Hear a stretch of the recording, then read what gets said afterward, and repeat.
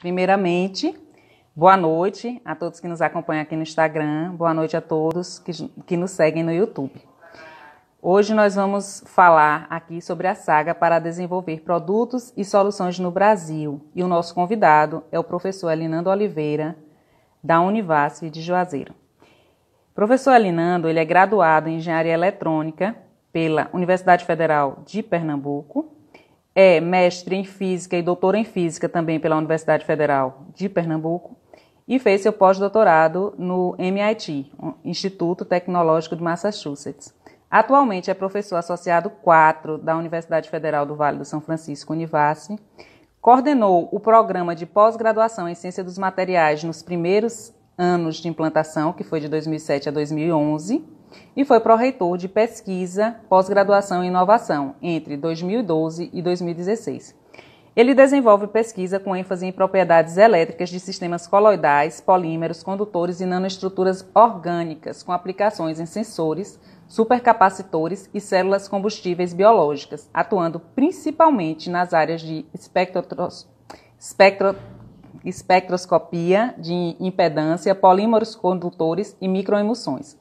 Coordena as atividades do Laboratório de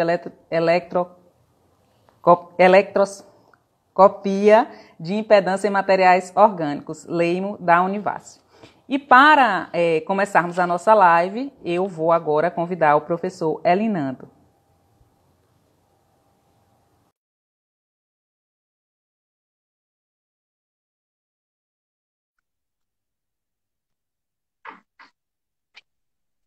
Boa noite, professor. Seja bem-vindo aqui ao Me Fala, tudo bem? Tudo bom, Patrícia? Tudo certo. Obrigada por aceitar o convite, viu, professor? Obrigado a você.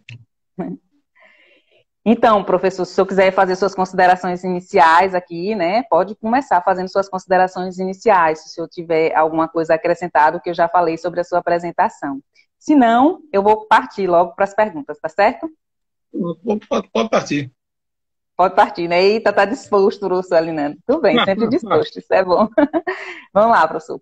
Como foi, assim, para o senhor sair de lá de Recife, né? Porque eu, particularmente, tenho Recife como uma cidade da educação nordestina, né? Não desmerecendo nenhuma outra capital do Nordeste, obviamente, mas eu vejo o Recife, assim, com a educação muito pujante, as pessoas são muito focadas no estudo, né, professor?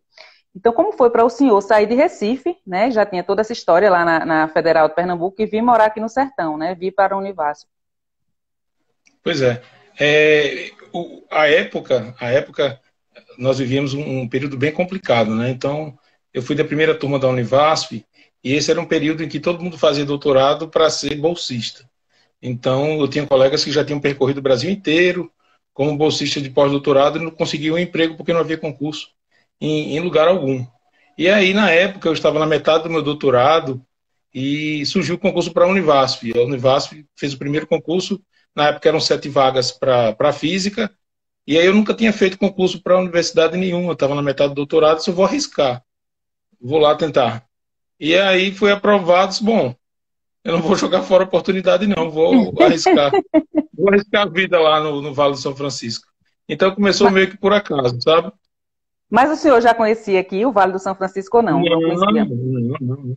Nunca tinha vindo aqui. A primeira vez que eu vim aqui foi no concurso, foi no Dia das Mães que a gente veio.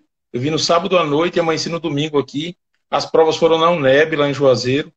A gente reservou um hotel, eu não sabia nem onde ficava esse hotel, porque foi a primeira vez que eu vim no dia da prova mesmo. Assim. Eu nunca tinha pisado aqui, não. Que legal. E assim, quando o senhor passou no concurso, em algum momento você teve dúvida, vou para o sertão, não vou, não, vou assumir? Assim, dúvidas eu tive durante as provas, né? Então a gente tem a prova escrita, depois a prova didática. Entre a prova escrita e a didática, eu pensei em voltar para casa. Mas depois que saiu o resultado do concurso, não tive dúvidas, não. Então, era uma universidade nova, com a possibilidade de começar tudo do zero. Então, o grande desafio da Univasf foi justamente construir tudo do zero, sabe? E aí eu imaginava que seria difícil, mas não tinha ideia do quão difícil que era isso daí. Começar uma universidade realmente do zero. Do zero. Nem campus existia, né? A gente foi lá para Facju, que hoje é um espaço plural, E realmente são histórias assim que você parar para contar leva horas e horas, porque era uma complicação tremenda. Só para ter uma ideia, só um exemplo, a gente deixou de ter aula à tarde porque ninguém suportava ficar nas salas de aula sem ar-condicionado. Então, no primeiro período da Univasf, as aulas à tarde foram suspensas porque era muito quente na sala de aula. Então, a gente só ficava pela manhã, porque não Eu suportava a imagino. tarde enquanto eram instalados os ar-condicionados nas salas, né? É, que passa por todo um processo também licitatório, né? Uhum. De entrega e tudo, tem todo esse processo. Exatamente. Então, não poderia, no primeiro semestre, já ter tudo, né? Mas aí É, foi a adaptação que a gente foi vivendo, né? é. Me fala outra coisa, professor. Como foi, assim, tão jovem participar da implantação, né, do curso de mestrado em Ciência dos Materiais, né? Porque o senhor praticamente implantou esse curso, né, lá no É, começo também da universidade. Então, como foi já é. você tão jovem, saindo de um doutorado e implantar esse curso de mestrado já na universidade também, que estava nascendo, né? Sim. Então, o concurso foi em agosto e em dezembro eu defendi o doutorado. Eu já tinha o material escrito, defendi o doutorado, já dando aulas aqui. As aulas começaram em setembro, outubro. Então, em dezembro eu defendi e depois do recesso do Natal a gente já estava aqui.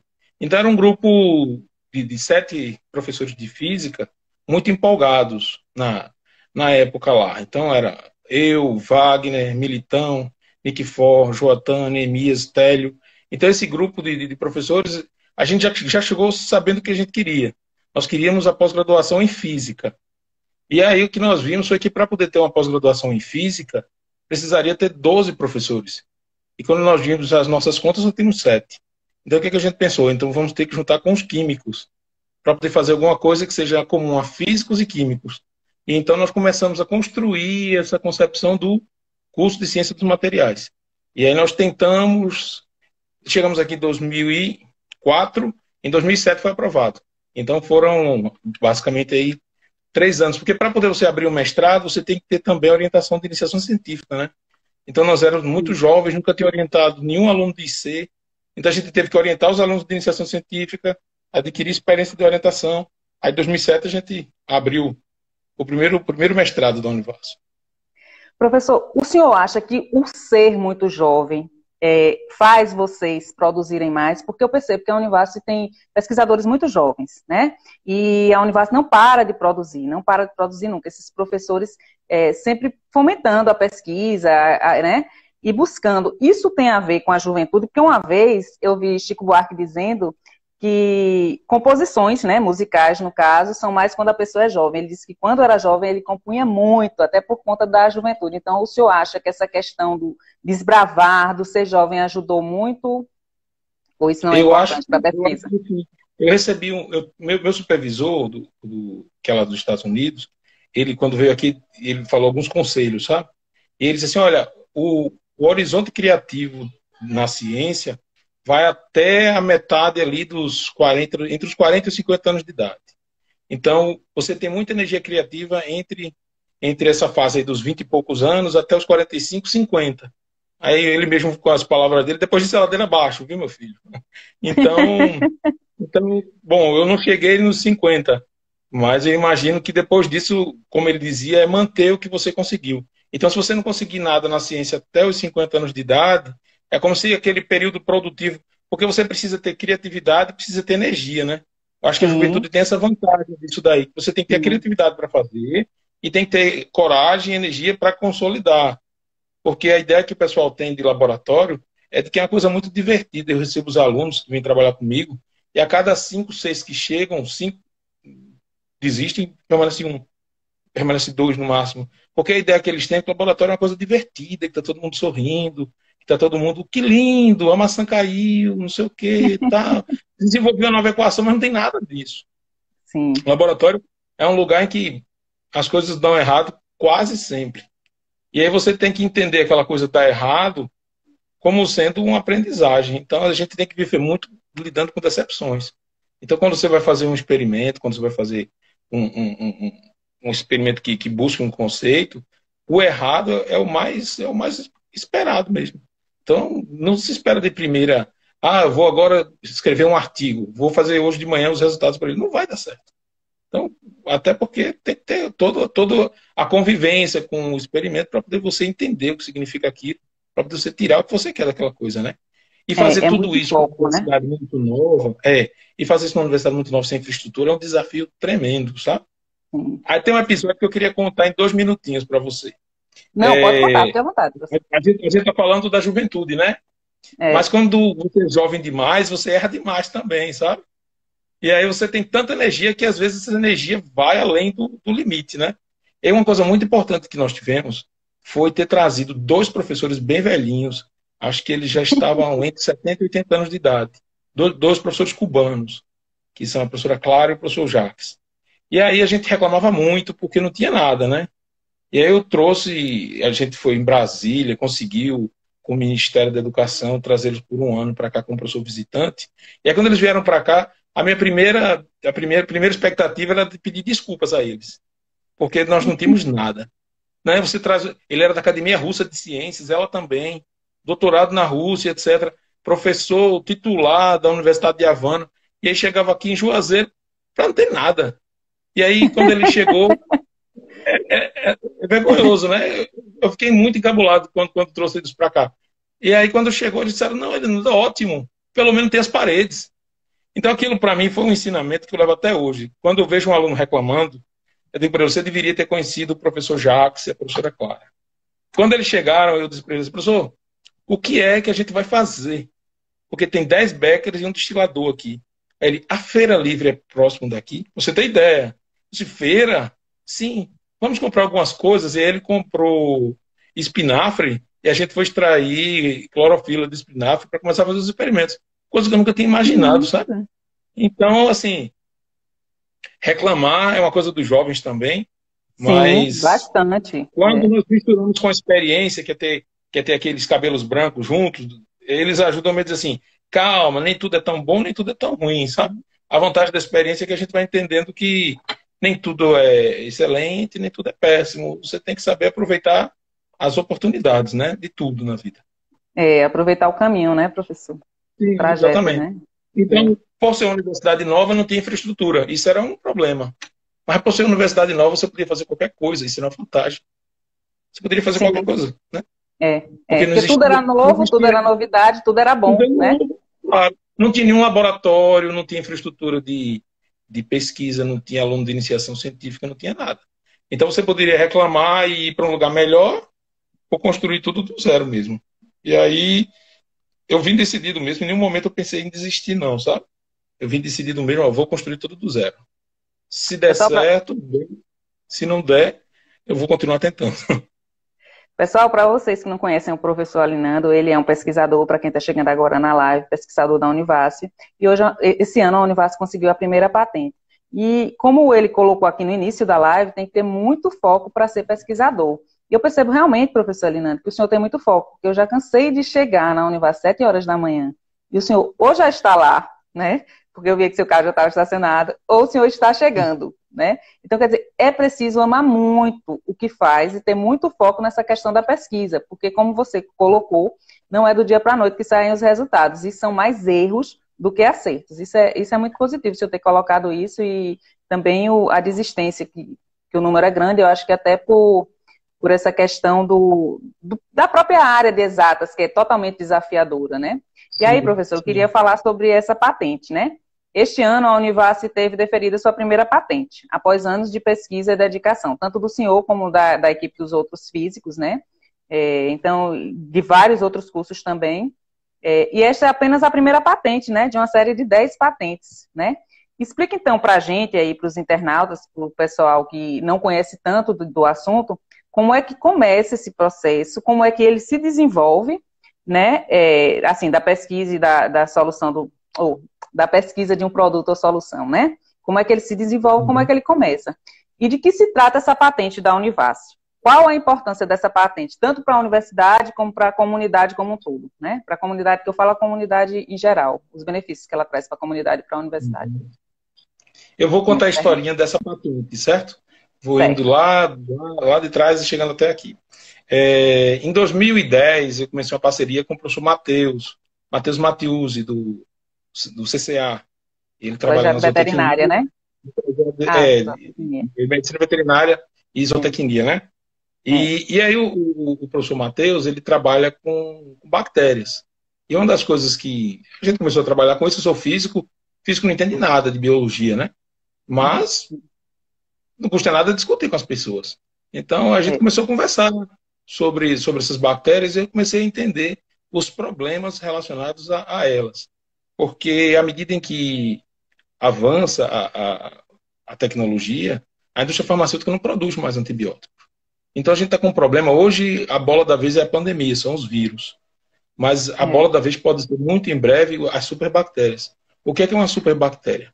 Uma superbactéria é um organismo que não responde mais a nenhum antibiótico. E isso já acontece nas UTIs dos hospitais. Então, quando o paciente está imunossuprimido, quando ele tem pouca resistência ao tratamento com antibióticos fortes, essas bactérias elas prevalecem. E normalmente isso causa problemas até levar à morte do paciente. Então essas superbactérias estão dentro das UTIs. Você pode ter um paciente que vai com um problema X e quando chega lá na UTI ele tem uma falência múltipla de órgãos causada por uma bactéria que não respondeu a antibiótico algum. Ou o antibiótico que foi aplicado, ele tem tantos efeitos colaterais que podem, por exemplo, comprometer os rins do paciente. E aí, conversando com o Matheus sobre esse problema, será que não tinha como a gente fazer algo aqui que pudesse ajudar? Aí entra em jogo outra pesquisadora, uma professora chamada Eugênia, lá da Universidade Federal de Pernambuco. E aí disse, olha, tem uma professora chamada Eugênia, que ela trabalha com os líquens. Os líquens, para quem é do litoral, é comum ver nas árvores aquelas formaçõezinhas de umas plantinhas pequenininhas que nascem na casca da árvore lá, que é um líquen. E aí, aqueles micro-organismos, aquelas formas de vida lá, elas têm uma característica interessante de ser aplicado como antiviral, como antibacteriano, antiprotozoário. E aí, no laboratório, eu trabalho com encapsulação. Como tem umas técnicas de nanotecnologia, a gente faz umas fibras bem finas, como se fossem uns canudinhos assim. E dentro desses canudinhos nós colocamos o que a gente quiser. E aí eu fiz a proposta para o Matheus. Matheus, que tal a gente aproveitar o Evandro, que é professor também da Univasf agora, mas não é porque ele era aluno do doutorado. Disse, que tal a gente colocar o Eugênia Pereira, isso mesmo, Gustavo. Eugênia Pereira, professora da UFR. Gustavo foi meu colega que antigamente chamava ginásio, né? Lá da Escola Rui Barbosa, lá em Recife. Um abraço para Gustavo. Eugênia Pereira, ela mesma lá da UFPE. E aí a gente incorporou esses líquens dentro desses tubinhos, que foi parte da tese do Evandro, e aí a gente viu que ao incorporar esses líquens, que na realidade eram um subproduto do líquen, que é o ácido úsmico, quando nós incorporamos o ácido úsmico dentro desses microtubos aí, nós vimos que isso formava um tecido, e esse tecido ele tem uma ação antibacteriana. Então, por exemplo, se você tem um ferimento e você quer tratar aquele ferimento, você pode estar num paciente que não responde a antibióticos, mas você pode colocar um curativo nesse paciente e esse curativo liberar a substância e a substância tratar o ferimento. Imagine, por exemplo, o protótipo de um pé de diabético. O pé diabético, que é um ferimento gravíssimo que causa muita dor aos pacientes. Verdade. Esse pé diabético poderia ser tratado com esse curativo. Então, nós abrimos toda uma linha de pesquisa voltada para curativos, utilizando materiais que não são antibióticos. Então, ao invés de antibiótico, a gente coloca produtos naturais. E aí a Eugênia fornece para a gente os líquens, o ácido úrico, e mais recentemente ela está fornecendo para a gente um derivado do ácido úrico, que parece que é melhor do que ele, que é o usnato de potássio. E aí a gente coloca esses ácidos úricos dentro desses microtubos, e esses microtubos se transformaram num tecido. E aí, esse tecido, nós pensamos, vamos publicar um artigo falando sobre isso? Ou será que isso não é um produto de interesse para o mercado que a gente precisa proteger? Então, nós fizemos uma reserva de mercado para ele. O que é a reserva de mercado? Ao invés de escrever um artigo, você escreve um pedido de patente. Então, nós fizemos a escrita, é toda específica para o INPI, fizemos a escrita, solicitamos ao INPI a proteção daquela ideia, porque nós vimos que era possível utilizar aquele sistema no mercado. Para que, de repente, a gente não publique um artigo e daqui a um mês apareça na farmácia o band-aid do nosso produto vendido por uma empresa de outro país.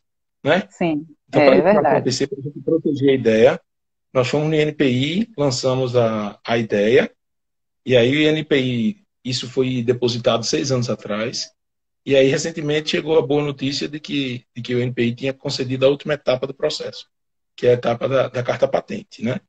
E essa etapa da carta patente é a que não chegou ainda, esperando ansioso para ver essa bendita carta patente. Mas é a etapa, não a etapa final, porque todo ano a universidade precisa pagar uma anuidade. A universidade tem que pagar a Sim. anuidade disso. Eu já tive uma carta Inclusive, patente que foi perdida, já foi perdida porque não pagou a anuidade após a carta patente. Olha que maldade. Você chega ao final, consegue a carta patente, e a universidade esquece de pagar uma anuidade, aí você perde tudo. Então, é uma inclusive tem verdadeira. universidades que têm essa pró-reitoria, né, professor? Essa pró-reitoria de patentes, né? Por exemplo, Sim, sim, esse eu vi que a tecnológico. Federal de Goiás tem, né, uma pró-reitoria própria de patentes, né? Mas uma coisa que eu E acho importante, Patrícia, é que além de existir uma infraestrutura adequada apenas para patente, para que o pesquisador não fique tão à mercê dessas benditas taxas aí, é importante que também se tenha um fortalecimento da transferência de tecnologia. Porque a gente está comemorando a primeira patente da Univasf, mas até hoje a gente não teve nenhum contato com nenhuma empresa para fazer essa transferência de tecnologia. Então significa que isso é tempo perdido, entende? Porque o que é que acontece nos outros países por aí? O pessoal, antes de patentear, já conversa com a empresa, já faz uma parceria. E aí, quando patenteia, meses depois, já está no comércio vendendo lá. Ou já está no SUS, aplicando nas UTIs. Tem uma patente nossa que não foi concedida ainda, mas é um detergente para UTIs. Eu pessoalmente liguei para várias empresas de produtos de limpeza no Brasil todo. Tudo que é marca de limpeza que você possa imaginar, eu liguei. Liguei pessoalmente, liguei o telefone, celular e ligava para cada um. Olha, aqui da universidade nós desenvolvemos um desinfetante para UTI, porque para lavar o chão da casa é simples, a gente passa o produto, passa o pano, né? Mas para limpar o chão de uma UTI, tem um tempo para você manter o produto lá. E alguns deles passam 30 minutos. Então você tem que jogar o produto, deixar ele atuar 30 minutos. No nosso caso, são segundos. E eu disse, isso é espetacular, isso vai vender como água, né? Só que aí, quando você vai falar com os empresários brasileiros, eles, não, mas é complicado, porque a gente não tem essa linha tal. Resultado, eu não consegui ainda nenhum contato para que até o detergente, que é bem mais fácil de se apresentar do que o curativo, pudesse ser feito. Então, mas esse dessas detergente patentes. ainda não tem a patente. Ele faz parte daquele grupo das 10, né? Das 10 Exatamente. São né? vários produtos que a gente tem. Então, quer dizer, E aí vocês estão com um ele tá trabalho com dois, três anos. muito Sim. voltados, trabalhos muito voltados assim para a área de saúde, principalmente para a área de UTI, e não conseguem apoio. Então, realmente, né, eu acho que esse é um dos maiores problemas né, do Brasil hoje, em termos até da saga que a gente está colocando aqui como tema, né, que realmente é uma saga, desenvolver esses produtos e soluções, porque não é só desenvolver, ter a pesquisa aprovada, é buscar parcerias para que elas sejam ofertadas em longa escala para a comunidade, né, professor? E aí eu acho que é isso mesmo que está faltando. Então, essa parte da importância, né, da patente? Sim. E especial que os empresários acreditem, né, de que a universidade, ela produz conhecimento e faz inovação. Porque o que acontece é que existe uma barreira entre o mundo empresarial e o mundo da universidade. Que barreira é essa? A universidade acredita que os empresários querem lucro. E eles querem lucro. Sim. Mas os empresários entendem que a universidade ela está apenas discutindo o sexo dos anjos. Então, eles não acreditam de fato que a universidade esteja fazendo inovação e que ela possa gerar lucro. Eles não pensam nisso. Eles acham o seguinte: olha, a gente vai interagir com a universidade para conseguir os estagiários, para conseguir aquilo, mas se você coloca um empresário que tem a mente de fato aberta, ele vai conseguir muita coisa dentro da universidade. Foi assim que Sim. aconteceu o Porto Digital em Recife, o César, o Centro de Informática, se você considera o Centro de Informática da UFPE, foi uma verdadeira revolução que aconteceu lá, porque os empresários acreditaram na inovação. Claro, com computação e informática tudo é mais rápido. Você faz um aplicativo, está no computador celular. Mas com nanotecnologia você pode conseguir coisas tão profundas quanto. A gente pode fazer um curativo para tratar um pé diabético, a gente pode fazer um produto de limpeza para controlar a infecção de superbactérias em UTIs. Isso significa você diminuir o índice de mortalidade no UTI. E multiplica Sim. por quantas UTIs a gente tem no Brasil. É incrível como que essa coisa não consegue se propagar no nosso país, sabe? Como essa cultura dos empresários e das universidades não conseguem se aproximar. Tem algumas ações que eu acho que são importantes. Por exemplo, a partir do ano que vem vai acontecer uma feira municipal de ciência e tecnologia em Petrolina. Agora é lei, está instituída, etc. Eu espero Dentro que da essa seja a semana de primeira. ciência e tecnologia, professor, será dentro Exatamente. da semana de ciência e Exatamente. tecnologia. Então, é uma lei aprovada, que foi aprovada este ano na Câmara de Vereadores de Petrolina, para que esta semana seja municipal e aconteça em Petrolina. E aí, o que é que acontece? Por exemplo, coisas simples como a Semana Nacional de Ciência e Tecnologia, a gente não consegue nem integrar direito às instituições. A gente tem um evento da instituição A, da B, da C. Por que que não faz todo mundo junto? Não é? Por que que a gente não faz um grande evento trazendo os empresários para discutir a inovação que o IF, a UNEB, a UPE, a Embrapa, a Univasf faz? Todos juntos. Porque na hora que a gente compartimentaliza esse negócio, fica mais difícil de se entender. Porque cada um vai querer dizer que o do seu é mais importante do que o do outro. Mas nós somos tão pequenos, a região é tão pequena aqui, né? E tantas instituições Sim. trabalhando juntas, por que a gente não pode ter um portfólio de produtos para vender isso daí? Para mostrar o quanto de tecnologia que se faz aqui dentro no Vale. Até criar um próprio consórcio, né, dessas instituições, né, professor? Acho que seria uma oportunidade criar um consórcio dessas instituições e assim cada um fomentar, né, os seus produtos e as suas soluções também.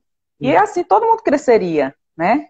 Eu acho que seria muito positivo, né? Mas o que eu percebo, minha opinião, sim, diga. Minha opinião pessoal, professor, é assim, é que no meio acadêmico há muita vaidade, né? As pessoas são muito vaidosas no meio acadêmico. Então, isso que o senhor colocou é muito pertinente, porque já era para ver esse consórcio, como tem aquele consórcio em Pernambuco das universidades, universitas, né? Então, aqui, como nós temos grandes instituições, como o senhor mesmo colocou, Embrapa, o próprio IFE, a Univasf, a UNEB, cada um dentro de uma área, quer dizer, dava para fazer um consórcio e todo mundo sair ganhando, e ser muito lucrativo, ser muito positivo para todo mundo. Mas eu acho que o que mais atrapalha na minha opinião pessoal, é a vaidade, o ego. Né? Veja, quando você entra na universidade e você vê o perfil dos colegas, os pesquisadores, que você tem os professores, tem os pesquisadores, que são professores, mas que vários alunos reclamam que um pesquisador não gosta de dar aula, mas se o cara foi contratado como professor da universidade, ele é pesquisador, mas primariamente ele é professor, ele tem que dar uma boa aula também. Então, o primeiro ponto é esse. Eu não me defino como pesquisador dentro da Univasf. Eu faço pesquisa por amor. Agora, a minha profissão na Univasf é de professor. Então, eu preciso primeiro dar boas aulas para depois fazer a minha pesquisa. Tentar dar boas aulas para depois fazer a minha pesquisa. E aí, o que acontece é que, na hora que você coloca que você é pesquisador antes de professor, você vai colocar que a sua prioridade é a pesquisa. E um grande chamativo para pesquisa é o artigo publicado. Então as pessoas entendem que a coisa mais importante do universo se chama currículo Lattes. E aí, se eu coloco a cada dia um artigo publicado no meu currículo Lattes, eu estou me colocando como um pesquisador que é cada vez mais produtivo, etc, etc. Só que, para a formação do pesquisador, é importante publicar, é importante orientar, é importante dar aula, é importante fazer inovação também. Fazer inovação é você saber dialogar com pessoas que estão fora do seu círculo. Porque é muito fácil chegar para você e dizer assim, Patrícia, eu só vou para congressos na minha área. Eu só converso com físicos.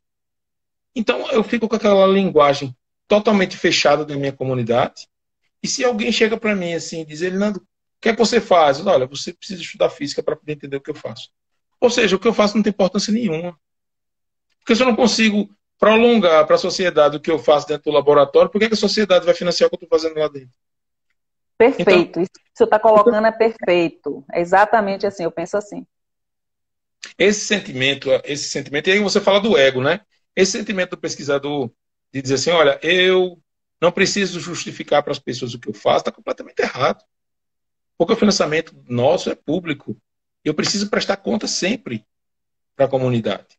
Às vezes as pessoas reclamam, por que eu tenho que juntar tanto documento para fazer progressão funcional? Sim, porque eu preciso provar que mereço. Entende? Porque se você está progredindo, é porque está fazendo por merecer. Então, no mínimo, junta os negócios lá, faz um PDF, e se alguém quiser, entra no CIPAC e diz, olha, ele progrediu com esses papéis aqui, porque ele fez isso, porque ele fez aquilo. Só que a gente tem que ir além do mínimo. E além do mínimo é você tentar estourar essa bolha. E nós vivemos numa bolha, né? Se você entra sim. dentro do campo de Juazeiro, uma crítica para a gente, uma crítica para a gente, enquanto membros da universidade. Se você for um visitante do campus de Juazeiro e entra naquele campus, você sabe onde fica a biblioteca? Não, Pois não. é. E é Então, incrível o ela número ficou de pessoas que preparada. vão em setores errados. Por exemplo, a pessoa passou pelo mestrado, né, pela coordenação, pelo prédio do mestrado e doutorado de ciência dos materiais, vai parar dentro dos blocos de sala de aula e dos blocos de colegiados para saber aonde é. E a pessoa já passou ali pelo menos uns 500 metros, né? Eu perdi Andou as 500 metros de contas dos necessidade. alunos que eu orientei, que eu ensinei, no final do curso. E eu digo assim, você sabia que aqui a gente tem um microscópio eletrônico de varredura? Aqui? Sim, nesse prédio aqui. Que prédio é esse? Não, aqui é pós-graduação de ciências dos materiais. O cara não sabe. O cara não sabe o que é aquilo dali. Então, tem uma coisa muito legal que eu vivia na época de estudante, que era, eu não lembro direito o nome do programa, mas era Domingo no Campus. Domingo no Campus eles traziam cantores, tinha um lago lá na UFPE, aí eles montavam um palco, traziam cantores e a comunidade ia para dentro da UFPE para curtir o show lá. Então tinha um show, um violão, voz e violão tocando, e as pessoas curtiam aquilo ali dentro. Então, as primeiras vezes que eu fui, não como estudante para dentro da UFPE, foi assim. Porque você ia viver o campus, e aí você levava seu pai, levava sua mãe, e você diz, olha, eu estudo ali. Ali é o centro de tecnologia, aqui é o centro de filosofia. Então, esse orgulho de pertencer à universidade e trazer as pessoas para dentro da universidade, a gente também precisa adquirir, entende? Então, nós Verdade. somos uma universidade muito nova, né? Somos uma universidade muito Sim, nova. Mas a gente não pode se criar, não pode se desenvolver com com esse fechamento para o lado de fora. Então, da mesma sim, forma que a gente precisa sair para fazer extensão, as pessoas precisam entrar e conhecer a universidade também. com certeza. Então, temos feito vários projetos com escolas para fazer divulgação. Por que eu cheguei a esse ponto? Para dizer que ser pesquisador não é só publicar artigo. Mas eu já tive a honra de orientar um cara que assistiu uma palestra minha no Dom Bosco. Então, ele estava assistindo a palestra e anos depois ele, eu quero trabalhar com você. A primeira vez que eu lhe vi, você estava dando a palestra no Dom Bosco. Dom Que Bosco, faz quantos massa. anos isso? Não, isso foi em 2004, 2005. Eu tinha recém-chegado aqui.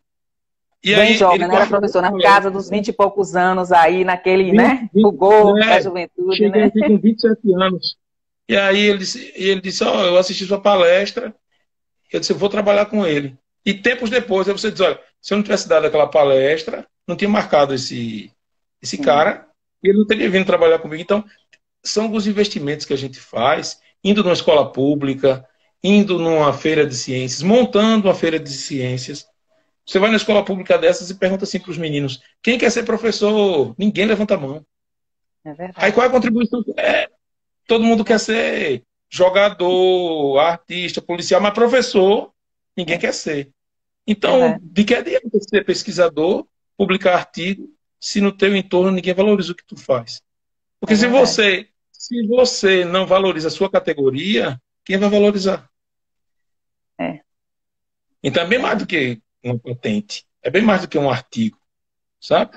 Eu acho que tem um papel social nosso, como educador, que é muito importante nisso daí. Nós precisamos conversar com todos os segmentos, Concordo, professor. desde os empresários, os políticos e muito mais importante com o povo. Então, nós É precisamos verdade, chegar professor. para as crianças que não têm esperança alguma. Imagina numa fala com a criança você conseguir tirá-la do mundo das drogas. Valeu Sim, quantos artigos? Vale quantos A1? Vale quantas patentes? Não tem conta é verdade, para é você verdade. designar isso, sabe? Então, eu acho assim, a vida está lá fora dos muros da universidade. Quem ousa curtir essa vida é muito mais feliz fazendo o que faz. Porque a gente vê muita gente falando do adoecimento docente também, né? Que é outro fator. Muita gente Sim, dizendo, eu estou adoecendo. A vida de professor de universidade não é fácil, não. Mas a gente pode torná-la mais simples. Se a gente compartilhar o que se faz. Uma conversa dessas é ultra importante, porque você, você joga para fora vários sentimentos, você escuta as pessoas e o mais importante, faz as pessoas entenderem o que você faz.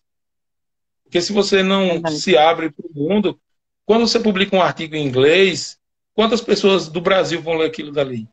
Por exemplo, na minha área, a espectroscopia de impedância, tem 2 ou 3 grupos aqui no Brasil. Aí se algum deles pegar aquilo ali, lê. Senão ninguém lê. Então, qual a importância de um cara lá na China, no Japão, ler meu trabalho, se as pessoas que estão no que der, ali do meu lado, não estão sendo impactadas em nada pelo que eu faço? Muito bem colocado isso que o senhor está falando, professor. Eu acho que realmente esse deveria ser o papel maior da universidade, né? Aproximar-se da comunidade como um todo, principalmente dessa comunidade aí que o senhor está falando, que é uma comunidade, como você disse, pode tirar, né? A comunidade que está bem próxima a gente aqui dentro da universidade, né? E bem à margem também da sociedade, né? Foi muito bom o senhor colocar isso. Eu lembro que teve uma abertura de semestre, eu não me lembro se em 2012 ou 2013, que o senhor fez a abertura do semestre, e eu achei, assim, fantástico aquela abertura de semestre que o senhor fez, porque, assim, você tocou muito nesse assunto. Não foi só da questão da universidade em si, mas muito dessa questão da vida, né? Foi muito legal aquela aula, e naquele momento eu olhava assim, depois ia ter até o Sérgio Rezende, que tinha sido ministro da Ciência e Tecnologia, que tinha sido convidado seu, né? Que você tem toda uma trajetória parecida com ele, depois eu quero chegar lá, saber se ele foi seu orientador. Eu sou fã do Sérgio, eu sou fã do Sérgio. Pois é, que eu lembro que você fez a abertura e a outra palestra iria ser dele, foi uma abertura de semestre, e que eu pensei assim, eu assisti, né? A sua palestra dele eu não assisti, e assim, eu percebi ali naquele momento que muito mais alunos deviam ter participado daquela abertura de semestre com a sua palestra. Tinha bastante gente, foi um dia à noite, mas poderia ter sido muito mais, né? E agora eu quero lhe perguntar, o Sérgio Rezende foi o seu orientador, porque ele também é mestre e doutor, né, em física, e também fez o pós-doutorado lá no MIT, né? Como você também fez, né? Não, o Sérgio Rezende, ele é professor do mesmo departamento em que eu fiz a pós-graduação. O meu orientador de iniciação, que é o de física, né? O meu orientador de iniciação, mestrado e doutorado foi o Celso Mello, que também fez pós-doc no MIT.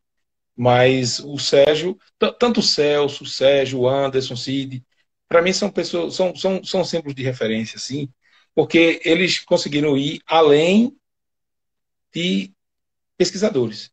Então, pegando o exemplo do Sérgio Rezende, eu tenho um exemplo dele que eu sempre cito. Ele foi ministro por mais de, se não me engano, quase 8 anos. E nesse período, quando ele tinha as viagens para a Europa, ele ficava no avião escrevendo os artigos. E aí publicava artigo na Physical Review Letters, etc, etc, que ele fez no voo. Então, pra você ter ideia, ele não deixava de fazer as pesquisas dele, trabalhando em Brasília, atuando como ministro da Ciência e Tecnologia, mas no sábado, quando estava em Recife, estava no laboratório dele, fazendo pesquisa. Então, esses caras, os professores do Departamento de Física da UFPE, são muito referência para quem veio de lá foram eu e o Nick For. O Joatan teve uma passagem por lá também, mas esses professores são uma referência muito forte para a gente, porque eles pensam a ciência de uma forma mais ampla, sabe? Não é só ser aquele cientista que publica, mas um cientista que dá oportunidade para que outros possam também fazer. Então foi por isso que eu terminei chegando na corretoria de pesquisa, porque eu queria dar a oportunidade às pessoas de ter um edital de pesquisa, de receber recursos para começar, para ter esperança, sabe? Porque para poder fazer pesquisa, você tem que ter esperança, tem que ter sonhos. E aí essa coisa de não estamos adoecendo, ela contagia, sabe? Daqui a pouco você está dizendo, estou adoecendo. Mas você precisa ter alguém que diga assim, eu acredito no seu potencial, sabe? E uma das eu coisas acho que a gente nunca pode parar de sonhar, né, professor? Independente da idade, né? A gente nunca pode parar de sonhar. Eu acho que isso daí tem que estar sempre dentro da gente, sonhar sempre. Um outro exemplo que eu tenho é do professor Cid, que é outra referência minha, lá da UFPE também, do Departamento de Física, é que quando ele saiu a compulsória dele, né, ele se aposentou. E aí eu conversando com ele, disse, professor, e agora, descansar? Ele, agora eu estou me sentindo uma criança, eu não preciso dar mais aulas, eu tenho muito mais tempo para trabalhar no laboratório. Então, assim, eu gostaria muito de chegar nos 75 anos com a energia do Cid, do Celso, do Sérgio Rezende. Maravilha. O Sérgio já está com 79, né? Já está na casa dos 80 ali, altamente, né? E trabalha dia de sábado.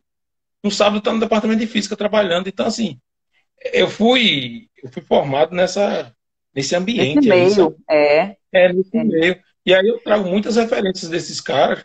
E quando eu vejo meus alunos não trabalhando na sexta tarde, dá uma angústia, sabe?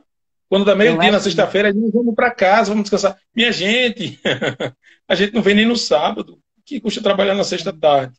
Então, assim, ciência Verdade. é muito aquela coisa do você fazer e persistir, e fazer e persistir, sabe? Então, quando você gosta de algo, você esquece um pouquinho essa relação do tempo, do cansaço, e aí você pode trabalhar 16, 18 horas por dia. Aí vai dizer que não, você é um workaholic, né, tal, mas quando você gosta de uma coisa, você se dedica àquilo dali e é diversão, sabe? Não é Sim. trabalho, é prazer, sabe? Eu percebo que o senhor gosta muito daquela área lá onde o senhor trabalha, tanto que eu não vejo quase o senhor se movimentando dentro da universidade, né? Vejo o senhor mesmo lá no É, laboratório e no próprio, o pessoal no do próprio colegiado, prédio, né? De lá do o pessoal do colegiado colegiado tem de Ciências dos ciúmes, viu? Materiais, mestrado e doutorado. Né? Eu entro lá dentro de 7 horas da manhã e saio de 8 horas da noite, todo dia. Eu Só vejo. saio, só saio para dar as aulas, né? Saio, dou aula e volto. Sim, O pessoal do é, colegiado tem ciúme que diz que eu nem no colegiado apareço, mas apareço na reunião. Quando tem reunião do colegiado, apareço lá. Mas minha sala, por exemplo, não é no colegiado. A minha sala é dentro do laboratório. Então, minhas coisinhas, fantástico. meu computador, está tudo dentro do laboratório, né? Porque tem que viver aquele negócio, sabe? Tem que Sim. viver aquele negócio. Se Tem você que ficar não está intrínseco, né? Tem que mergulhado, ficar a gente intrínseco, só né, aprende, professor? nós só aprendemos inglês de verdade. Se você quer aprender inglês de verdade, tem que colocar o celular em inglês, assistir filme em inglês, colocar legenda em inglês e mergulhar, ter uma imersão total naquilo dali. Então, como É, é que a gente faz pesquisa? Com imersão total. Se você não tiver coragem de mergulhar de cabeça em algo, você não vai conseguir chegar verdade. no que você deseja, sabe? Então, Mas, às vezes as pessoas têm medo de mergulhar de cabeça. E aí, esse sim. medo de mergulhar de cabeça faz com que o cara perca o que tem de belo no negócio. Mas, professor, deixa eu lhe fazer uma outra pergunta. Quando foi que o senhor sentiu mesmo que era assim, essa saga, né, de conseguir.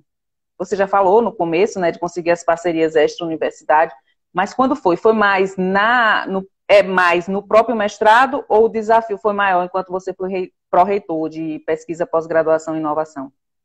Qual foi o período assim mais que você sentiu assim mais latente essa dificuldade, né, em pesquisa, em desenvolver produtos e soluções aqui no Brasil? Olha, o pior momento foi o começo, porque não tinha infraestrutura. Então, a pior situação é como se você estivesse tentando chegar no Rio, o Rio está a 200 quilômetros de você, e você tem que rastejar até lá. É uma sensação horrível. E aí alguém chega para você, você quer esse fusquinha aqui? Ele chega amanhã lá. Claro que eu quero. Aí você pega o fusquinha e chega amanhã lá. Mas se você está sozinho, sem apoio nenhum, nada te ajuda a chegar até lá. Então a É pior verdade. sensação que tem é você ter a ideia, ter a vontade, ter energia e não ter estrutura. É a pior de todas. Então, assim, meus piores momentos aqui na Univasf, em termos de, em termos de tentar e não conseguir, acho que foram nos primeiros anos. Acho que entre 2004 e 2008 foram períodos assim que eu chegava na sala do meu orientador e chorei conversando com ele, porque eu nunca fui de academia.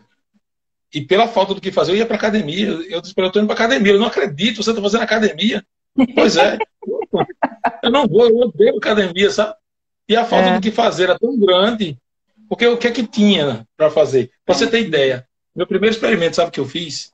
Eu cheguei para o Zé Alves, que tinha umas mudas de mulungu. Eu disse para ele, me dê umas mudas dessa daí. Ele, para quê? Para fazer qualquer coisa. E aí eu espetava umas agulhas nela, agulha de tricô da minha mãe.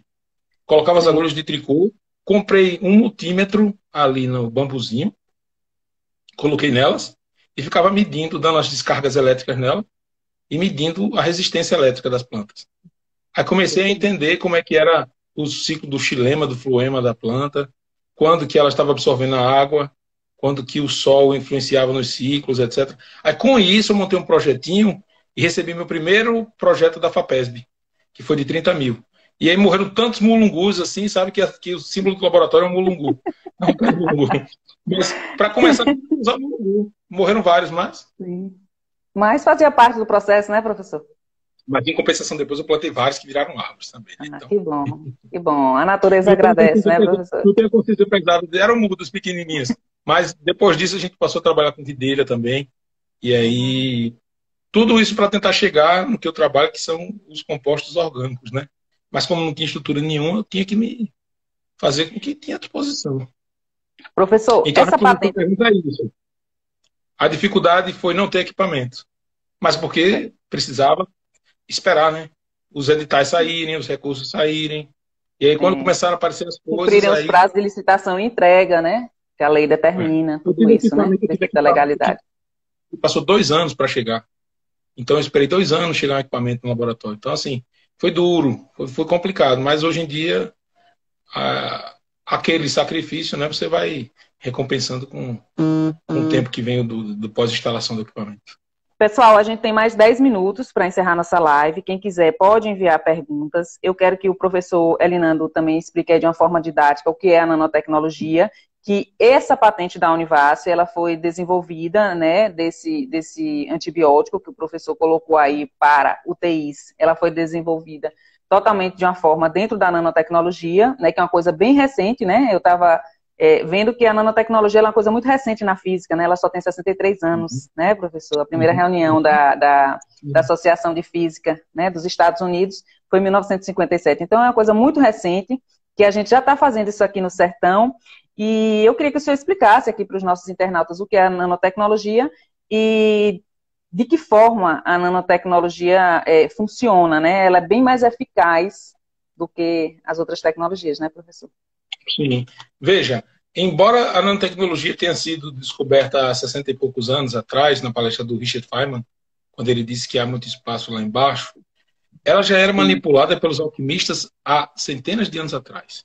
Se você visita as catedrais da Europa, você vai ver aqueles vitrais laranja, vermelho, amarelo. Aquilo é nanotecnologia, só que ninguém sabia que aquilo era nanotecnologia. Porque na hora que você prepara uma solução com nanopartículas, a depender do tamanho delas, você pode tê-las de diferentes cores. Então, se você faz uma solução de nanopartícula de ouro, ela pode ser amarela, pode ser vermelha, pode ser laranja. A depender do tamanho das nanopartículas, essa solução muda de cor. E eles preparavam esses vitrais utilizando essas soluções. Eles não chamavam isso de nanopartícula, mas era a nanotecnologia que estava sendo trabalhada pelos alquimistas lá da Idade Média, certo? E o que é a nanotecnologia moderna? Nano vem do nano, que é anão, que é tecnologia de coisas muito pequenas. E essas coisas muito pequenas são dividir um metro em 1 bilhão de vezes. Se você divide isso em 1 bilhão de vezes, você vai chegar no tamanho de uma nanopartícula, que é 1 nanômetro, que é 1 bilionésimo do metro. Então, as pessoas pensavam no passado que para fazer nanotecnologia você precisava pegar uma régua, quebrar, até chegar ao tamanho de uma nanopartícula. E aí o que se descobriu depois foi que eu não preciso ir de cima para baixo, eu posso ir de baixo para cima. Eu posso fazer reações químicas com moléculas muito pequenas que gerem partículas pequenas também. E aí você pode fazer redução de sais de prata, de sais de ouro, de sais de cobre. E ao fazer isso, você vai gerar nanoestruturas. E essas nanoestruturas que você vai gerar, elas têm aplicações múltiplas. Exemplo, o nosso protetor solar. Nosso protetor solar é nanotecnologia pura. Se você for olhar na Hum, composição dele, ele é todo feito de nanopartículas de dióxido de titânio. As nanopartículas de dióxido de titânio, elas refletem a luz que bate na nossa pele. Então, na verdade, você está revestindo sua pele todinha de nanoespelhos. Então, esses espelhinhos servem para pegar a luz do sol, refletir de volta. Então, ela não entra na sua pele. Ela não interage com o seu DNA. Ela não vai causar danos à sua saúde. Porque aquelas nanopartículas que estão ali, elas vão interagir e vão ser refletidas. Trabalhar com nanotecnologia é complicado porque você precisa ver essas coisas. Então, ver uma nanopartícula requer um equipamento de R$ 1 milhão. E imagina você ter um equipamento de R$ 1 milhão. Como que você faz para comprar um bicho desses, né? Então, ao longo desses 16 anos de trabalho, nós montamos um instituto. Quem for da região e quem não for também, pode visitar aqui assim que a pandemia, assim que a vacina chegar, né? E as coisas entrando no seu novo normal, pode visitar aqui o Instituto de Pesquisa na Univasf de Juazeiro. Eu já trouxe pesquisadores do mundo todo para cá. E quando eles Sim, em chegam, eles 2017 olham... vieram pessoas, né, além de pessoas do Brasil para participar daquele workshop, né, de nanotecnologia, ou nanobiotech, vieram pessoas até dos Estados Unidos, né, professor? Isso é muito engrandecedor para o Vale.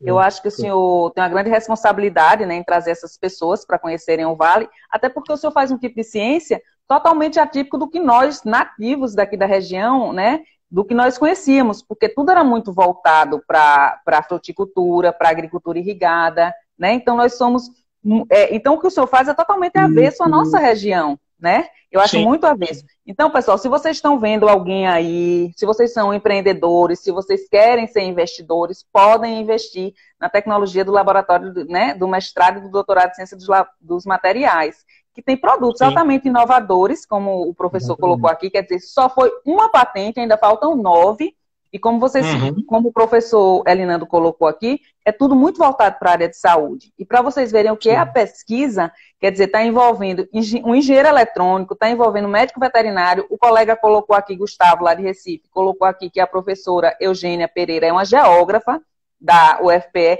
Então, quer dizer, vai movimentando uma série uma equipe muito multidisciplinar, né, professor?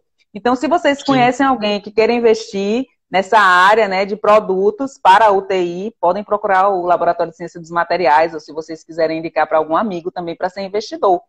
Porque eu acho também que o que falta no Brasil, né, professor, é essa parceria dos investidores, dos empresários, né, dos empreendedores, com a própria universidade, como o senhor colocou, né? Sim, sim. Nos Estados Unidos, isso é muito mais tranquilo, porque eles têm o dia, por exemplo, o dia dos polímeros, dia dos metais. Imagine, dia dos polímeros. Todo mundo que trabalha com polímero vai para o dia do polímero. Aí o que é o dia do polímero? É uma grande feira em que a universidade escolheu os 100 melhores trabalhos em polímeros. E aí recebe empresários do mundo todo, que vão visitar os estandes e vão conversar com os pesquisadores. Então o cara vai dizer assim, olha, eu estou com o seguinte problema. Eu quero, para você ter ideia de uns produtos que esse meu supervisor fez lá.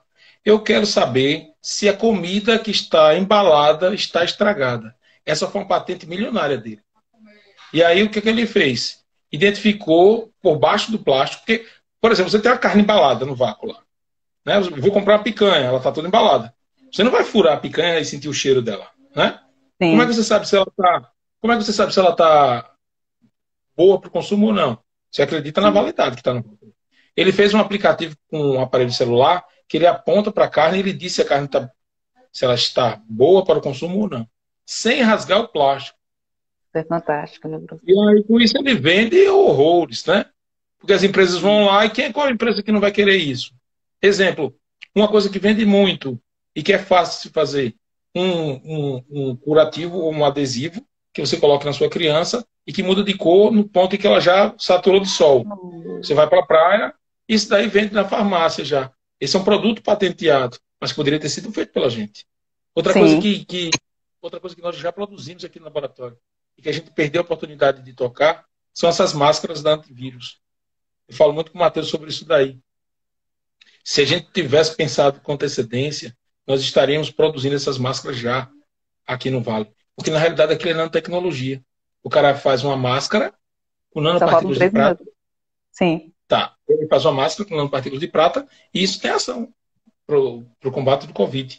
Então, assim, nanotecnologia é a solução para o Covid, é a solução para superbactérias e eu espero que... E é uma grande solução para a área de saúde, né? Então, pessoal, se vocês puderem divulgar essa live, eu peço também que quem está aqui assistindo essa live se inscreva no nosso canal do YouTube. A gente vai ter outras oportunidades de conversar com o professor Elinando. Professor, eu quero que a gente bata outro papo quando tiver na Semana de Ciência e Tecnologia desse ano, que eu acho que é em outubro, não é isso?